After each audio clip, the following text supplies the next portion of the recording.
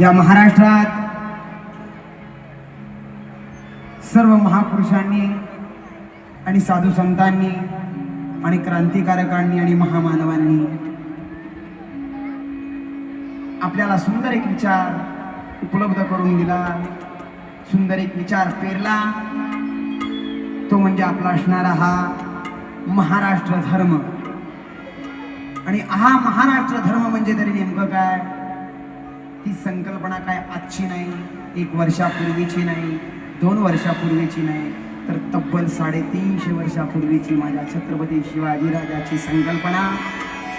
हा महाराष्ट्र धर्म म्हणजे या धर्मात कुणी उच्च नाही, कुणी नीच नाही, कुणी गरीब नाही, कुणी श्रीमंत नाही, कुणी मोठा नाही, कुणी छोटा नाही।